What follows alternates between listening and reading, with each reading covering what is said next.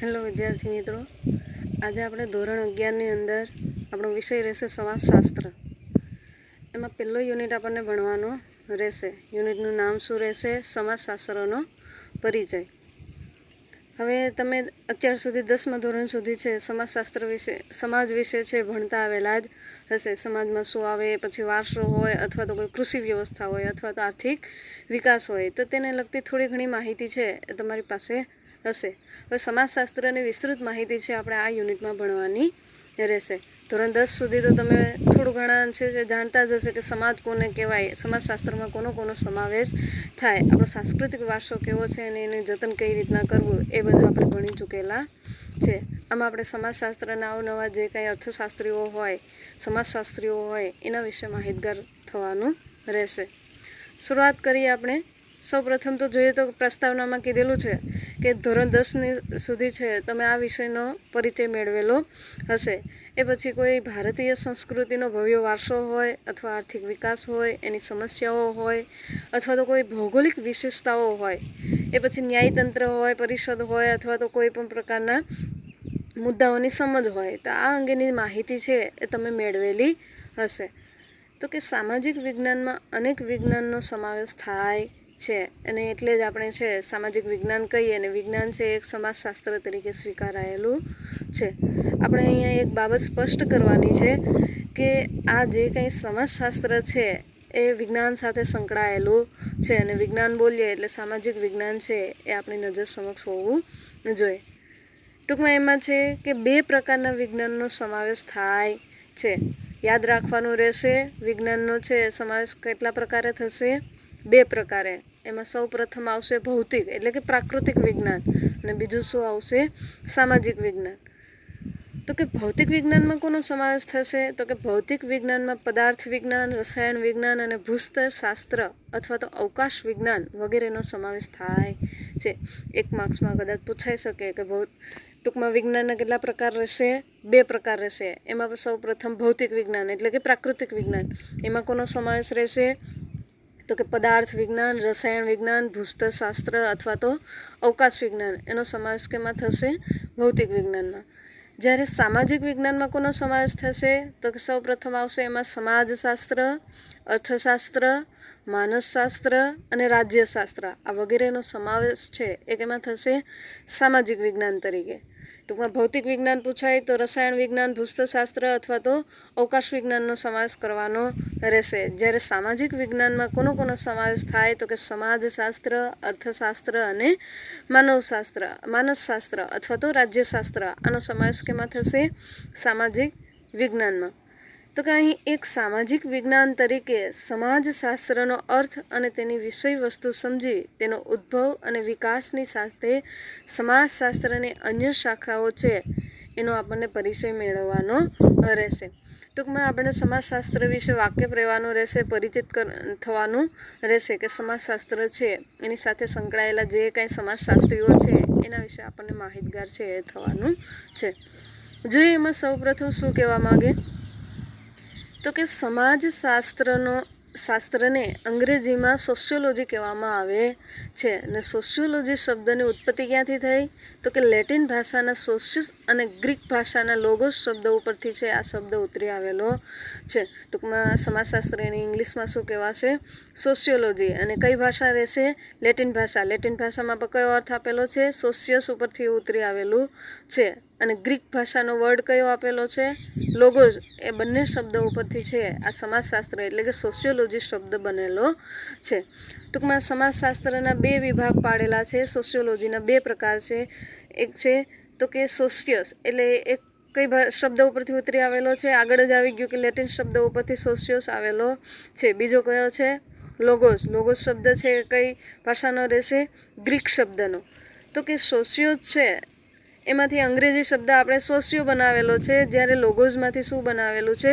લોજી. એટલે નામ શું પડેલું છે? સોશિયોલોજી. અંગ્રેજી શબ્દ છે સોશિયોસમાંથી સોશિયો અને લોગોસમાંથી લોગી એટલે સોશિયોલોજી છે એ શબ્દ બનેલો રહેશે કે જેને આપણે સમાજશાસ્ત્ર તરીકે છે ઓળખીએ છીએ. ટૂંકમાં અંગ્રેજી શબ્દ સોશિયો એટલે એનું ગુજરાતી શું થશે? સમાજ સાથે સંકળાયેલું. ને લોજી શબ્દનો અર્થ છે આપણે શું રહેશે? એનો અભ્યાસ અથવા તો એનું જ્ઞાન મેળવવું અથવા તો વિજ્ઞાન, ગુજરાતી ભાષામાં આપણે કન્વર્ટ કરીએ તો એનો આ અર્થ રહેશે. ટૂંકમાં કહેવાશે તો શું? સમાજશાસ્ત્ર અથવા તો સોશિયોલોજી. જોઈએ આગળ શું કહેવા માગે. તો કે આમ વ્યુત્પત્તિની દ્રષ્ટિએ એમ કહી શકાય કે સમાજશાસ્ત્ર એટલે સમાજ સાથે સંબંધિત હકીકતોનું વૈજ્ઞાનિક અધ્યયન એટલે એક પ્રકારનું શીખવું કે જે આપણે જ્ઞાન લઈએ છીએ એ. તો કે એક સામાજિક વિજ્ઞાન તરીકે સમાજશાસ્ત્રના અભ્યાસનું કેન્દ્રબિંદુ માનવીનું સમાજ જીવન છે. ટૂંકમાં સમાજશાસ્ત્ર છે એટલે સમાજ સાથે કનેક્ટ થશે, સમાજ સાથે એનો સંબંધ છે એ રહેલો છે અને સમાજમાં છે આપણા જેવા સામાન્ય માનવી આવીએ. તો કે તે માનવીના સામાજિક સંબંધોના તાણાવાણાને સમજવા અથવા તો સમજાવવાનો પ્રયત્ન કરે છે. કોણ? સમાજશાસ્ત્ર પોતે. ટૂંકમાં આપણે સમાજમાં કઈ રીતના રહેવું, કઈ રીતના એની રહેણીકરણી છે, આ બધું કોણ શીખવશે? સમાજશાસ્ત્ર.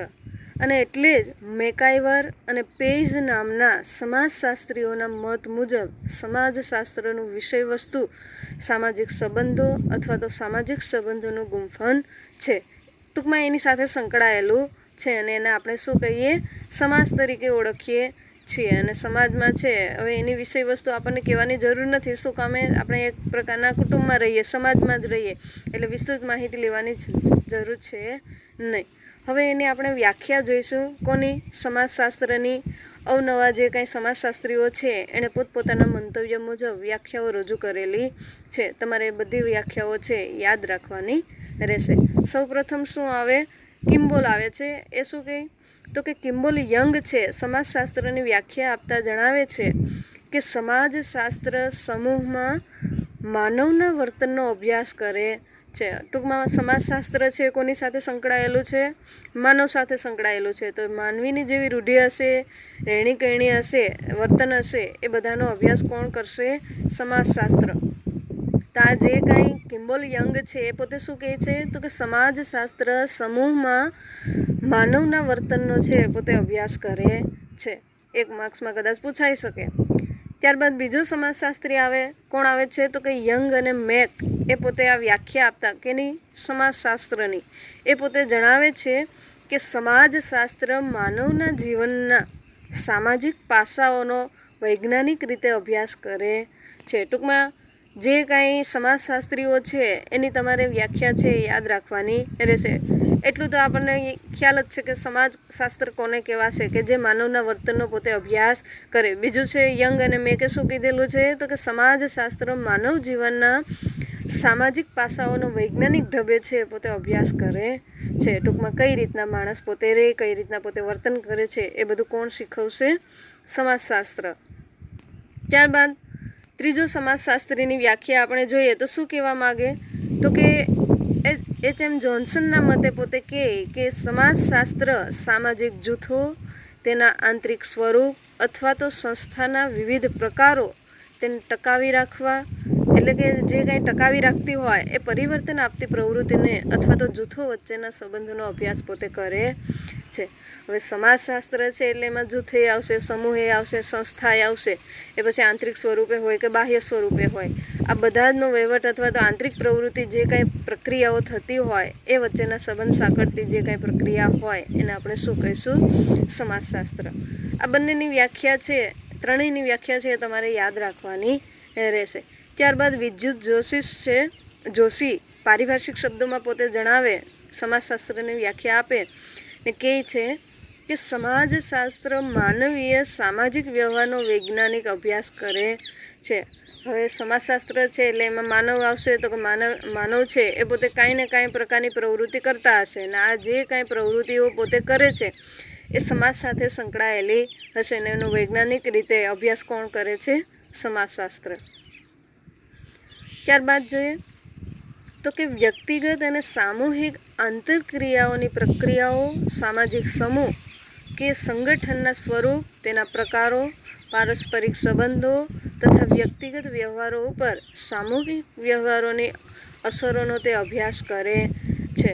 ટૂંકમાં સમાજમાં છે બધા લોકો રહે છે, એટલે બધા લોકો છે એનું માનસ છે એક સરખું હોય નહીં. અલગ અલગ પ્રકારની જે કાંઈ પ્રવૃત્તિઓ થતી હોય એ પછી સામાજિક સમૂહ હોય અથવા તો જૂથો હોય અથવા તો સંગઠન હોય, આ બધાની પ્રવૃત્તિ અને પ્રકારો અથવા તો સ્વરૂપો કેવા હશે? અલગ અલગ હશે. વ્યક્તિગત વ્યવહારો પણ કેવા હશે? અલગ અલગ હશે. તો આ જે કાંઈ વ્યક્તિગત વ્યવહારો હોય, સંબંધો હોય, પ્રકારો હોય, સ્વરૂપો હોય, તેની જે કાંઈ અસરો થતી હોય એ આપણને કોણ સમજાવશે? સમાજશાસ્ત્ર. આ આપણે સમાજશાસ્ત્રનો પરિચય લીધો, એની વ્યાખ્યા લીધી. ટૂંકમાં આપણને ધ્યાને લીધું કે સમાજશાસ્ત્ર છે એ કોની સાથે સંકળાયેલું હોય અને આપણે કોને સમાજ કહી શકીએ. હવે એનું જોઈએ આગળ તો કે સમાજશાસ્ત્રના ઉદ્ભવ પૂર્વે વ્યક્ત થયેલું સમાજ અંગેનું ચિંતન. ટૂંકમાં પોતપોતાના મંતવ્ય મુજબ છે સમાજશાસ્ત્ર છે કોને કહેવાય એ આપણને ભણવાનું રહેશે. જોઈએ એમાં તો કે એક સામાજિક વિજ્ઞાન તરીકે સમાજશાસ્ત્રના ઉદ્ભવને હજુ પોણા 200 વર્ષ થયેલા છે. ટૂંકમાં આપણે વિજ્ઞાન તો આગળ આવી જ ગયું કે આપણને ભૌતિક વિજ્ઞાન છે, પ્રાકૃતિક વિજ્ઞાન છે, બે પ્રકારે વિજ્ઞાનને સાંકળેલા છે. કયા કયા? ભૌતિક વિજ્ઞાન અને સામાજિક વિજ્ઞાન. તો આ સામાજિક વિજ્ઞાન તરીકે ક્યારે સ્વીકારાયેલું છે? માત્ર ને માત્ર છે પોણા 200 વર્ષ જેટલા આપણો સમયગાળો થયેલો છે કે જે સમાજશાસ્ત્ર છે ત્યારે સ્વીકારેલું હશે. તો કે ત્યારે વિદ્યાર્થી મિત્રો આપણે સવાલ થતો હશે કે શું પોણા 200 વર્ષ પૂર્વ સમાજ અંગેનો કોઈ વ્યવસ્થિત ખ્યાલ છે અથવા તો અભ્યાસ છે થયો જ નહોતો? ટૂંકમાં આપણને શું કીધેલું છે કે જે કાંઈ આપણે સમાજશાસ્ત્ર શબ્દ સ્વીકારાયેલો છે અથવા તો સામાજિક વિજ્ઞાન તરીકે એને સ્વીકારાયેલું છે એના વર્ષો કેટલા થયા? પોણા 200 વર્ષ. તો એના અગાઉના જે કાંઈ વર્ષો હશે એ બની શકે આપણને પ્રશ્ન થાય કે સમાજશાસ્ત્ર અંગેનો કોઈને ખ્યાલ છે આવેલો જ નહીં હોય. તો કે આ સવાલના જવાબ રૂપે કહે છે આપણે કહી શકીએ અથવા તો અર્થશાસ્ત્રીઓ, સમાજશાસ્ત્રીઓ કહી શકે કે સમાજના અભ્યાસની આ પરંપરા ગ્રીક ચિંતકો, એમાં નામ આપેલું છે કોનું? પ્લેટો, કે ઈસવીસન પૂર્વે કેટલા છે? 427થી 347 સુધીનો એનો સમયગાળો છે. અને બીજું નામ છે એરિસ્ટોટલ, એનો સમયગાળો કેટલો રહેશે? 384થી 322 ઈસવીસન પૂર્વે છે એના લખાણોથી એની શરૂઆત થઈ હતી. ટૂંકમાં પોણા 200 વર્ષ થયા છે એવું છે નહીં. ઘણા વર્ષો અગાઉ પણ સમાજશાસ્ત્રનો શબ્દ છે એ સ્વીકારાયેલો છે. સમાજશાસ્ત્રને સામાજિક વિજ્ઞાન તરીકે સ્વીકારાયેલું છે. એ પછી ગ્રીક ચિંતક છે પ્લેટો હોય અથવા તો એરિસ્ટોટલ હોય એના લખાણમાં સમાજશાસ્ત્ર છે આવી ચૂકેલું છે. જોઈએ આગળ તો કે આ બંને વિદ્વાનોના મત મુજબ સમાજ એક સુગ્રથિત વ્યવસ્થા છે અને તે સામાજિક અસમાનતા અને શ્રમ વિભાજન ઉપર આધારિત રાખે છે. હવે તમે ને હું બધા છે સમાજ સાથે સંકળાયેલા છે તો આખરે આપણે માનવી જ, એટલે સ્વાભાવિક છે કે આ જે કાંઈ અસમાનતાઓ હોય એ તમે ને હું બધા જ છે એને થોડા ઘણા અંશે છે અસર કરતી હોય. અને શ્રમ વિભાજન ઉપર આપણે આધાર રાખીએ છીએ. જે કાંઈ આપણે શ્રમ લઈએ ને એનો આપણે લાભ લઈએ છીએ. ટૂંકમાં સમાજ છે એ શ્રમ વિભાજન ઉપર આભારી રહેશે ને એનાથી જ સમાજ છે એ ઊભો થયેલો છે. જોઈએ આગળ તો કે 14મી સદીમાં ઇબ્ન ખાલ્દુન છે એની ઈસવીસન કેટલી આપેલી છે? 1332થી 1406. ટૂંકમાં 1332 અને 1406 છે ઇબ્ન ખાલ્દુન નામના વિદ્વાને આરબ જગતની રખડુ ટોળીઓ અથવા તો સ્થાયી ટોળોની તુલના કરી માનવ ઇતિહાસને ઉત્ક્રાંતિની પ્રક્રિયા તરીકે ઓળખાવેલી છે. ટૂંકમાં સામાજિક પરિવર્તનનો ખ્યાલ છે એ પોતે રજૂ કરેલો છે. આ ઉપરાંત બીજો સમાજશાસ્ત્રી આવે કોણ? Thomas Hobbes. એનો સમયગાળો કેટલો રહેશે? 1588થી 1679. એણે પણ પોતે સમાજશાસ્ત્ર તરીકેનો ખ્યાલ આપેલો છે. ત્યારબાદ જોન લોક છે એનો સમયગાળો છે 1632થી 1704. પછી કોણ આવે? વિકો. એનો સમયગાળો કેટલો રહેશે? 1668થી 1744. ત્યારબાદ છે મોન્ટેસ્ક્યુ. એનો સમયગાળો કેટલો રહેશે? 1689થી 1715. પછી આવશે રૂસો. એનો સમયગાળો રહેશે 1712થી 1778. ત્યારબાદ 1760 અને 1825માં કોણ આવે? સેન્ટ સિમોન નામનો સમાજશાસ્ત્રી આવે. કે આવા બધા વિદ્વાનોએ છે એ માનવ સમાજ અથવા તો સામાજિક વ્યવસ્થા અંગે પોતાના વિચારો છે પ્રગટ કરેલા છે, વ્યક્ત કરેલા છે. ટૂંકમાં તમારે જો આ સમાજશાસ્ત્રીઓના નામ પૂછાય તો યાદ રાખવાના રહેશે. કોણ કોણ હતું? પ્લેટો, એરિસ્ટોટલ, ઇબ્ન ખાલ્દુન, અથવા તો ત્યારબાદ કોણ આવેલા છે? રૂસો છે, મોન્ટેસ્ક્યુ છે, સેન્ટ સિમોન છે, જોન લોક છે, આ બધા, થોમસ હોબ્સ છે. આ બધા સમાજશાસ્ત્રીઓ છે પોતાના મંતવ્ય મુજબ છે થોડા ઘણા અંશે સમાજશાસ્ત્રનો ઉદ્ભવ કરેલો છે, અથવા તો સામાજિક વ્યવસ્થા વિશે પોતાના વિચારો છે એ પ્રગટ કરેલા છે. આગળ જોઈએ કે સમાજશાસ્ત્રનો ઉદ્ભવ કેમ થયો, કઈ રીતના થયો અને શું કહેવા માગે છે. જોઈએ એમાં તો કે સમાજશાસ્ત્રનો ઉદ્ભવ તો કે પ્લેટોથી લઈ અને સેન્ટ સિમોન સુધીના અનેક વિચારોએ સમાજ અંગેનું ચિંતન છે એ રજૂ કરેલું છે. આગળ આપણે ભણી જ ચૂકેલા છે કે આ જે અવનવા વિદ્વાનો હતા એણે પોતે પોતાના મંતવ્ય મુજબ છે સામાજિક વ્યવસ્થા અંગેના વિચારો છે એ પ્રગટ કરેલા હતા. ક્યાંથી? પ્લેટોથી માંડીને સેન્ટ સિમોન સુધી. તો કે સેન્ટ સિમોને પણ પોતે પોતાના મંતવ્યો છે રજૂ કરેલા છે. પરંતુ એક સામાજિક વિજ્ઞાન તરીકે સમાજશાસ્ત્રનો ઉદ્ભવ 19મી સદીમાં પશ્ચિમ યુરોપમાં થયો. ટૂંકમાં જે કાંઈ ઉદ્ભવ થયેલો છે એ કઈ સદીમાં થયેલો છે? 19મી સદીમાં. અને ક્યાં થયેલો છે? પશ્ચિમ યુરોપમાં છે સમાજશાસ્ત્ર તરીકેનો ઉદ્ભવ થયેલો છે ને એ ગણાશે.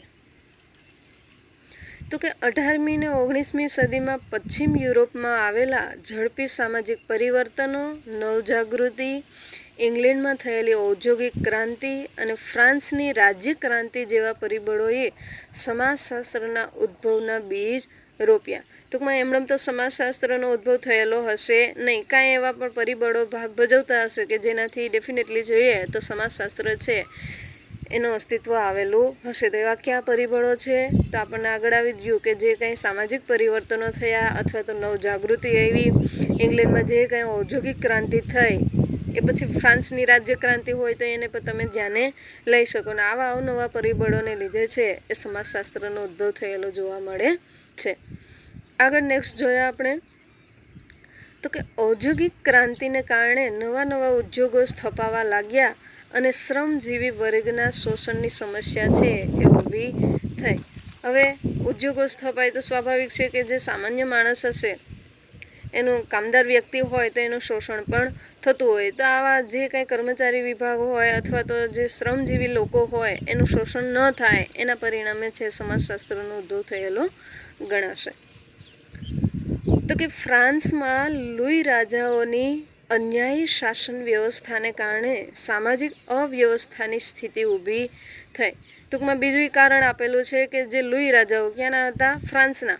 તો એ લુઈ રાજાઓની અન્યાયી શાસન, એની શાસન વ્યવસ્થા છે અનુકૂળ હશે નહીં, અસમાનતાપૂર્વક છે પોતે આવી શાસન વ્યવસ્થા રાખેલી હશે અને પરિણામે છે આવી સામાજિક અવ્યવસ્થા ઊભી થયેલી હશે. પછી શું થયેલું હશે? સમાજશાસ્ત્ર છે એવું રચાયેલું હશે. શા કારણે રચાયેલું હશે? આવા અમુક જૂથ ઊભા થયેલા હોય, સમૂહ ઊભા થયેલા હોય કે જેણે આવા વિદ્વાનોએ છે સમાજશાસ્ત્રનો ઉદ્ભવ કરેલો હશે.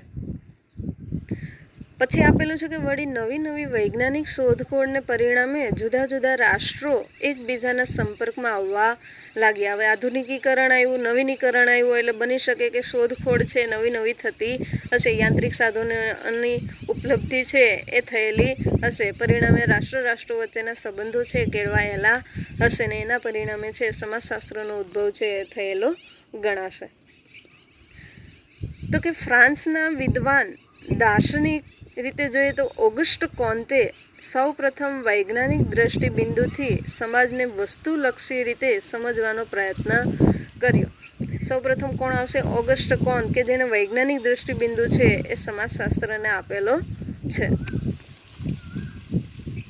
નેક્સ્ટ જોઈએ તો કે કુદરતી ઘટનાઓની જેમ સમાજમાં બનતી ઘટનાઓનો પણ વૈજ્ઞાનિક રીતે અભ્યાસ થઈ શકે છે એમ તેને લાગ્યું. કોને લાગ્યું? ઓગસ્ટ કોન્તને.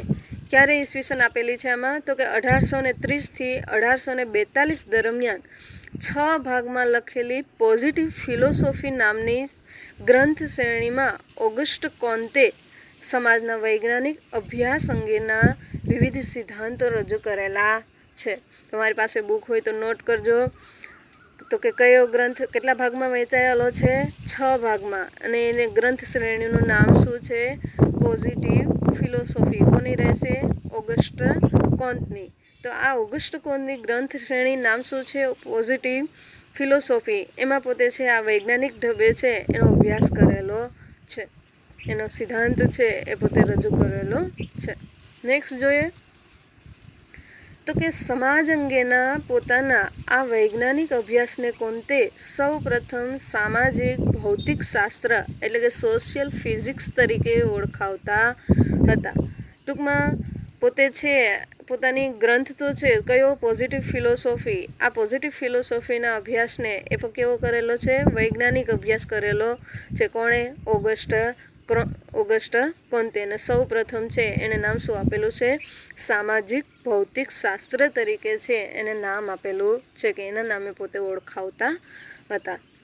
પરંતુ આ શીર્ષક પોતાના અભ્યાસ સાથે બંધ બેસતું ન લાગતા સન આપેલી છે 1839માં તેમણે સામાજિક ભૌતિક શાસ્ત્રને બદલે સમાજશાસ્ત્ર એવું નામ એણે આપેલું છે. ટૂંકમાં એને ગ્રંથ શ્રેણી શું હતી? Positive philosophy. એના પાછું એનું નામ શું હતું? ભૌતિક શાસ્ત્ર તરીકે પોતે એને સામાજિક ભૌતિક શાસ્ત્ર તરીકે એને ઓળખાવતા હતા. તો સમાજ સાથે સંકળાયેલું નહીં હોય એટલે બની શકે કે એનું નામ એણે ચેન્જ કર્યું, એમાં એને ફેરફાર લાવ્યો અને એનું નામ શું આપેલું છે? એણે સમાજશાસ્ત્ર નામ છે આપેલું છે. ક્યારે? તો કે 1839માં. આ કારણથી જ ઓગસ્ટ કોન્તને સમાજશાસ્ત્રના પિતા તરીકે ઓળખવામાં આવે છે. ખાસ ધ્યાનમાં લેજો, સમાજશાસ્ત્રના પિતા તરીકે કોને ઓળખવામાં આવે છે? ઓગસ્ટ કોન્ત. જો પ્લેટો ન લખાય, કોણ રહેશે? ઓગસ્ટ કોન્ત. તો કે ઓગસ્ટ કોન્તથી શરૂ થયેલું સમાજશાસ્ત્ર ફ્રાન્સમાં ઇમાઇલ દુર્ખીમ, ઇંગ્લેન્ડમાં જોન સ્ટુઅર્ટ મિલ અને હર્બર્ટ સ્પેન્સર, જર્મનીમાં કાર્લ માર્ક્સ અને વેબરના અભ્યાસોથી આગળ વધવા લાગ્યું. ટૂંકમાં અવનવા જે કાંઈ દેશો હશે એમાં પોતપોતાના જે કાંઈ વૈજ્ઞાનિક વિદ્વાનો હશે એણે આ સમાજશાસ્ત્રને સ્વીકારેલું છે. તો કે આરંભના સમયગાળામાં આ સૌ સમાજશાસ્ત્રીઓએ આપેલા અનન્ય પ્રદાનને કારણે તેઓ પ્રશિષ્ટ સમાજશાસ્ત્રીઓ તરીકે જાણીતા થયા. ટૂંકમાં એ પછી ઇમાઇલ દુર્ખીમ હોય અથવા તો સ્ટુઅર્ટ મિલ હોય, ત્યારબાદ હર્બર્ટ સ્પેન્સર હોય અથવા તો ઓગસ્ટ કોન્ત હોય, પોતાના વિચારોથી છે પોતે એણે સમાજશાસ્ત્રનો વિચાર છે પ્રગટ કરેલો છે અને એ પોતે સમાજશાસ્ત્રી તરીકે ઓળખાણા છે.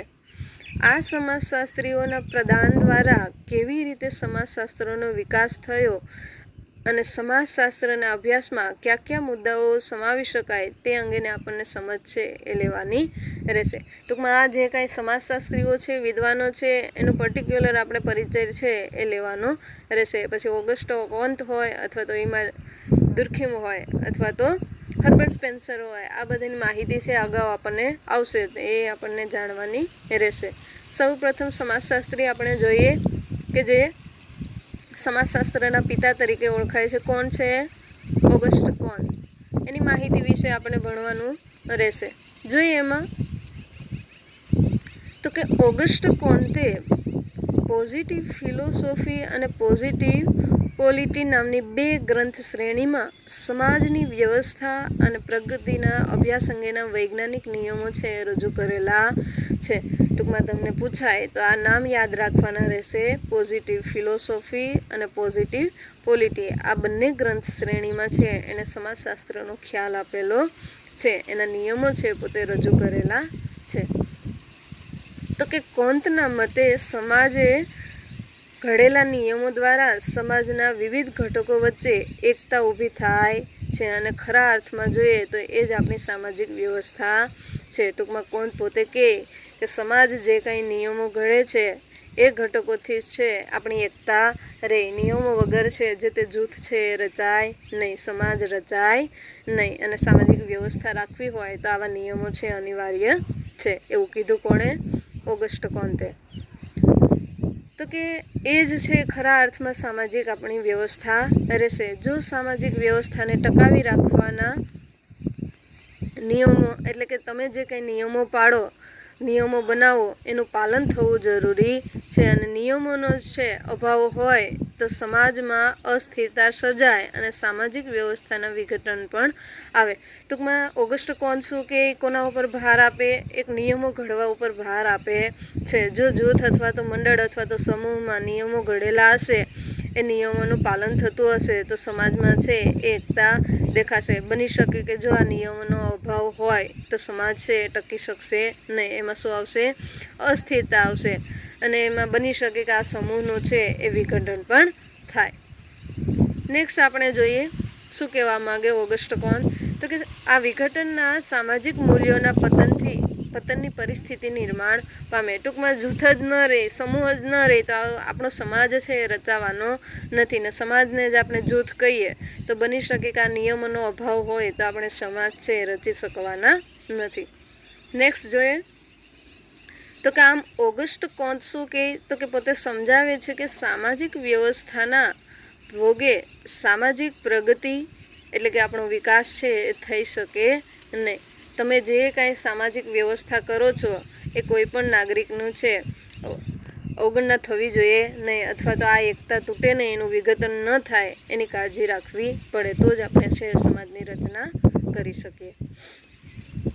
આગળ જોઈએ એમાં તો કે સામાજિક વ્યવસ્થા અને સામાજિક પ્રગતિ બંને એકબીજા ઉપર આધારિત છે. વળી કોન્તે શું કીધેલું છે તો કે ધાર્મિક સ્તર, ભૌતિક સ્તર અને પ્રત્યક્ષ સ્તર એમ 3 સ્તર દ્વારા તબક્કાવાર સામાજિક વ્યવસ્થાની પ્રગતિનું વર્ણન છે એ રજૂ કરેલું છે. ટૂંકમાં એણે 3 સ્તર આપેલા છે. કયા કયા સ્તર આપેલા છે? એક તો છે ધાર્મિક, બીજું છે અતિભૌતિક સ્તર અને ત્રીજું શું રહેશે? પ્રત્યક્ષ સ્તર. આ 3 સ્તર ધ્યાનમાં લઈ અને સામાજિક વ્યવસ્થા છે એ જાળવવાની રહેશે. તો કે આ સમજૂતી દ્વારા કોન્તે સમાજશાસ્ત્રને સામાજિક વ્યવસ્થા અને સામાજિક પ્રગતિના સિદ્ધાંતો અને નિયમોનો અભ્યાસ કરનારા વિજ્ઞાન તરીકે ઓળખાવેલું છે. ટૂંકમાં ઓગસ્ટ કોન્ત છે સમાજશાસ્ત્રના પિતા છે. ટૂંકમાં પોતે પોતાના ગ્રંથમાં, ફિલોસોફીના ગ્રંથમાં છે જણાવેલું જ છે કે સામાજિક વ્યવસ્થા અંગેના નિયમો છે પોતે દર્શાવેલા જ છે અને સિદ્ધાંતો પણ એને આપેલા જ છે. તો આ સિદ્ધાંતો રજૂ કરનારને છે એક વિજ્ઞાન તરીકે એણે દર્શાવેલું છે. સાથે સાથે કોન્તે નિરીક્ષણ, તુલના, પ્રાયોગિક અને ઐતિહાસિક પદ્ધતિના વિનિયોગ દ્વારા સમાજનો વૈજ્ઞાનિક અભ્યાસ કરવાની હિમાયત કરી. હવે બની શકે કે જૂથ હોય, મંડળ હોય, સમૂહ હોય, જો નિરીક્ષણ કરવામાં ન આવે, તુલના કરવામાં ન આવે, પ્રાયોગિક તપાસ કરવામાં ન આવે, વિનિયોગ એટલે કે એક પરસ્પર છે એની જે કંઈ આપણે કરવાની હોય ન કરવામાં આવે તો આપણને ખ્યાલ આવે નહીં કે આપણા નિયમમાં છે શું ખામી રહેલી છે, શું ફેરફાર કરવાનો છે. તો એનો અભ્યાસ છે કોણ દર્શાવે? ઓગસ્ટ કોન્ત છે એ પોતે કહે છે એક વૈજ્ઞાનિક ઢબે છે એનો અભ્યાસ કરવાની હિમાયત કરેલી છે.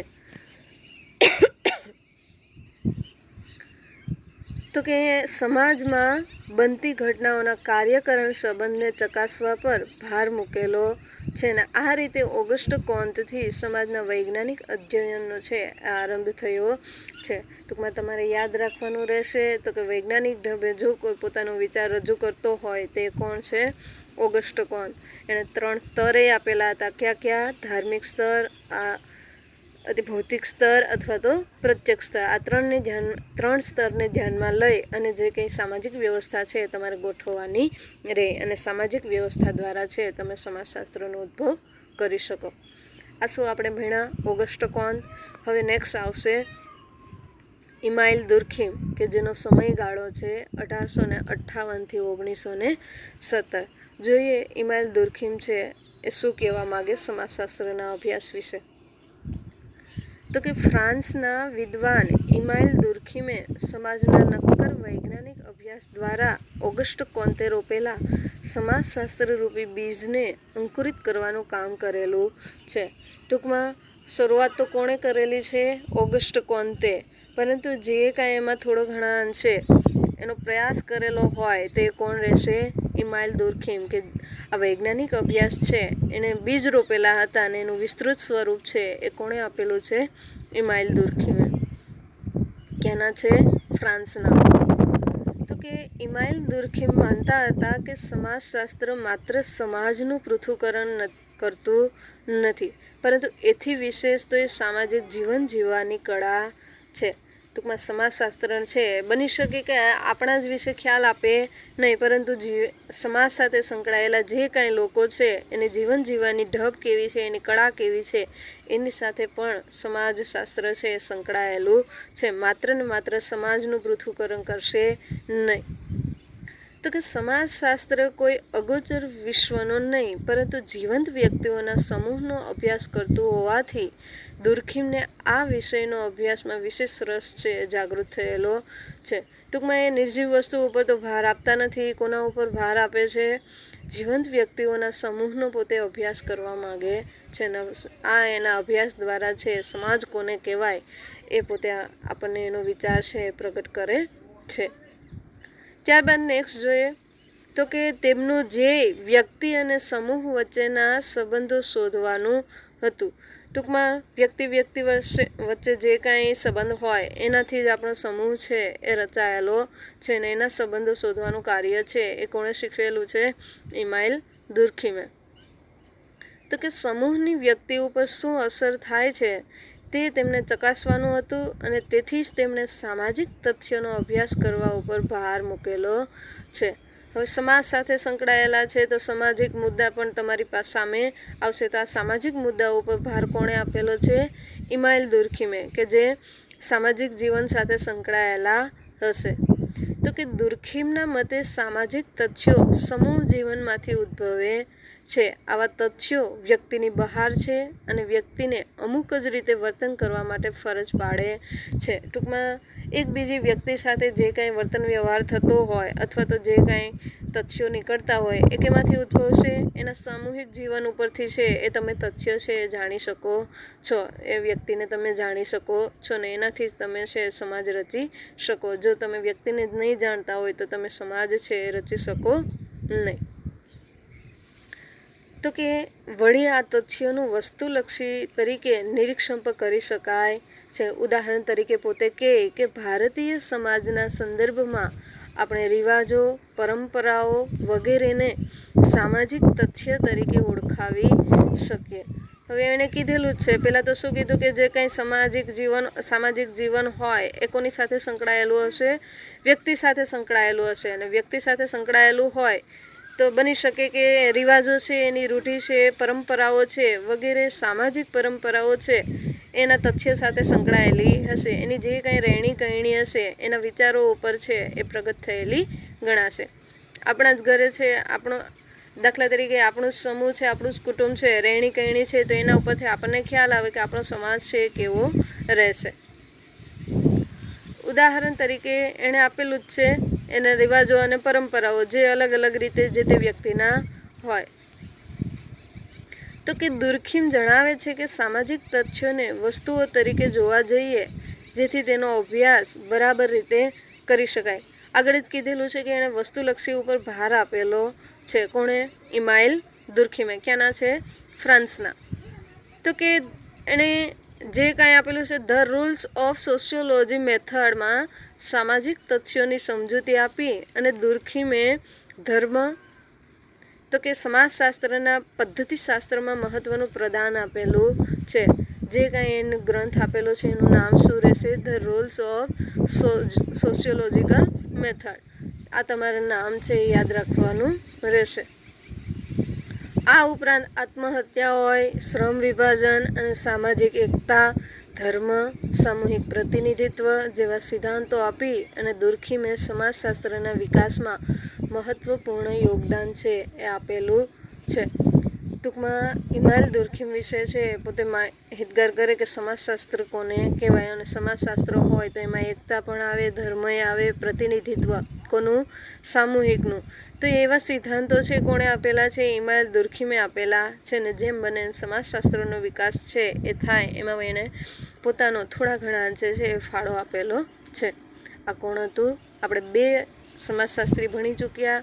એક છે ઓગસ્ટ કોન્ત, બીજો છે ઇમાઇલ દુર્ખીમ. એનો સમયગાળો કેટલો? 1858થી 1917. ક્યાંના હતા? ફ્રાન્સના. તો કે એણે ભાર કેના ઉપર મૂકેલો છે? વ્યક્તિઓના સમૂહલક્ષી જે કંઈ બાબતો હોય, તથ્યો હોય એના ઉપર એણે ભાર મૂકેલો છે. એ પછી રિવાજો હોય કે પરંપરા હોય ને એની જે કંઈ ગ્રંથ છે એનું નામ શું રહેશે? The rules of sociological method. આટલું તમારે છે એ યાદ રાખવાનું રહેશે. જોઈએ નેક્સ્ટ હવે હર્બર્ટ સ્પેન્સર. તો કે 19મી સદીના બ્રિટિશ સમાજશાસ્ત્રી હર્બર્ટ સ્પેન્સરે સન એની કેટલી રહેશે આમાં આપેલી છે 1820 થી 1903 સુધી છે એનો સમયગાળો રહેશે. જો એમાં તો કે 1873માં ધ સ્ટડી ઓફ સોશિયોલોજી અને 1876માં ધ પ્રિન્સિપલ્સ ઓફ સોશિયોલોજી છે એવા પુસ્તકોમાં સમાજશાસ્ત્રના વિકાસની પ્રક્રિયા સમજવા માટે સામાજિક ઉત્ક્રાંતિનો સિદ્ધાંત છે એ પોતે રજૂ કરેલો છે. ટૂંકમાં અવનવા સમાજશાસ્ત્રીઓ આવે ને પોતાના જે કંઈ ગ્રંથો હોય એ પોતે આપે છે. આપણે ભણીશું રહ્યા છે હર્બર્ટ સ્પેન્સર. એને તો કે 19મી સદીમાં પોતે 19મી સદીમાં આવેલા છે અને 1873માં બુકનું નામ છે ધ સ્ટડી ઓફ સોશિયોલોજી અને 1876માં 3 વર્ષના ગાળામાં પાછી બીજી કઈ છે ધ પ્રિન્સિપલ ઓફ સોશિયોલોજી. આ જે એનું પુસ્તક છે એમાં પોતે છે સામાજિક ઉત્ક્રાંતિનો સિદ્ધાંત એટલે કે સમાજનો વિકાસ કઈ રીતના થાય એ બાબત છે એણે રજૂ કરેલી છે. તો કે સ્પેન્સરે સમાજની જીવંત દેહ સાથે તુલના કરેલી છે. ટૂંકમાં જીવંત વ્યક્તિ સાથે તો દુર્ખીમય કરી હતી, પરંતુ આ બીજું કોણ આવે હર્બર્ટ સ્પેન્સર. એણે પણ પોતે છે વ્યક્તિ એટલે કે સમાજની છે જીવંત દેહ સાથે એણે તુલના કરેલી છે. સમાજને એક જીવંત પ્રાણી તરીકે એણે વર્તવેલો છે. તો કે જેમ શરીર જુદા જુદા ભાગોમાં બનેલું છે એવી જ રીતે સમાજ પણ જુદા જુદા ભાગોનો બનેલો છે અને જો સમાજને જીવંત રાખવો હોય તો તેના આ ભાગોને સાથે મળીને કાર્ય કરવું પડશે ને એ બાબત છે સ્પેન્સર પોતાના આ સિદ્ધાંતમાં પોતે સ્પષ્ટ કરેલી છે. ઉદાહરણ તરીકે પોતે આપે કે આપણા શરીરમાં જેમ જેમ જુદા જુદા ભાગો હોય ને જુદા જુદા ભાગો સંકળીને આપણું શરીર છે એ બનેલું છે અને એકબીજા વગર ચાલે નહીં, એમાં સમાજમાં પણ એવું જ છે. સમાજના વર્ગ કેવા હોય, જુદા જુદા હોય, એના ભાગ કેવા હોય, અલગ અલગ હોય. તો આ બધા અવનવા ભાગો છે એ સાથે સંકળાઈને જો જે કંઈ કાર્ય કરે તો એકતા ઊભી થાય, જૂથ રચાય, મંડળ રચાય ને એના દ્વારા આપણો સમાજ છે આપણે ઊભો કરી શકીએ. તો કે તેમના આ સિદ્ધાંતમાં પ્રાણીઓની માફક સમાજની પણ ઉત્ક્રાંતિ થાય છે એ બાબત સવિશેષ અથવા તો મહત્ત્વની રહે છે. કઈ બાબત એણે કીધેલી છે? એક તો છે જીવંત વ્યક્તિ સાથે એણે સાંકળેલા છે, જીવંત પ્રાણી તરીકે એણે વર્ણવેલું છે. કોણે? હર્બર્ટ સ્પેન્સરે. તો કે વિશેષ ઉલ્લેખનીય બાબતમાં શું કહે? તો કે વિશેષ ઉલ્લેખનીય છે કે ગુજરાતના ક્રાંતિવીર શ્યામજી કૃષ્ણ વર્મા પોતાના લંડન નિવાસ દરમિયાન હર્બર્ટ સ્પેન્સરના પ્રભાવ હેઠળ આવ્યા હતા. ટૂંકમાં આ નામે તમારે યાદ રાખવાનું રહેશે. કોનું? શ્યામજી કૃષ્ણ વર્માનું. ક્યાંના? તો કે લંડનમાં જે કંઈ કાર્ય કરેલા હશે ત્યાં પોતે હર્બર્ટ સ્પેન્સર છે એના જે કાંઈ વિચારો હશે એનો પ્રભાવ છે એના ઉપર પડેલો છે. કોના ઉપર? શ્યામજી કૃષ્ણ વર્મા ઉપર. અને સ્પેન્સરના અવસાન બાદ તેઓએ હર્બર્ટ સ્પેન્સર ઇન્ડિયન ફિલોસોફી ઉપર છે એ જાહેર કરેલી છે. ટૂંકમાં આ હર્બર્ટ સ્પેન્સર ઉપર છે એણે જે કાંઈ વિચારો હશે એનાથી પોતે માહિતગાર થયા છે. કોણ? શ્યામજી કૃષ્ણ વર્મા. અને એના અવસાન બાદ છે હર્બર્ટ સ્પેન્સર ઇન્ડિયન ફિલોસોફી ઉપર છે એને પોતાના મંતવ્યો છે એ રજૂ કરેલા છે. આટલા બાબત છે આપણને ધ્યાને રાખવાની રહેશે. જે કાંઈ ભણ્યા સમાજશાસ્ત્રનો પરિચય, એના પ્રકારો, કયા શબ્દો ઉપરથી ઉતરી આવ્યો, અવનવા સમાજશાસ્ત્રીઓની વ્યાખ્યા, ત્યારબાદ એનું જે કંઈ ચિંતન હતું, પ્લેટો છે, રૂસો છે, આ બધાએ જે કંઈ એના મંતવ્યો મુજબ રજૂ કરેલી બાબતો, પછી સમાજશાસ્ત્રનો ઉદ્ભવ, ઓગસ્ટ કોન્ત, એના રચાયેલા ગ્રંથો, ત્યારબાદ ઇમાઇલ દુર્ખીમ અને હર્બર્ટ સ્પેન્સર, આ તમામ બાબતો છે તમારે પાકી નોટમાં લખવાની રહેશે. અને જે કાંઈ આપણે શીખ્યા છે એ તમારે છે એનું ઘરે વાંચન કરવાનું રહેશે. બીજું આવશે કાર્લ માર્ક્સ છે, આપણે નેક્સ્ટ લેક્ચરમાં ભણીશું. Thank you.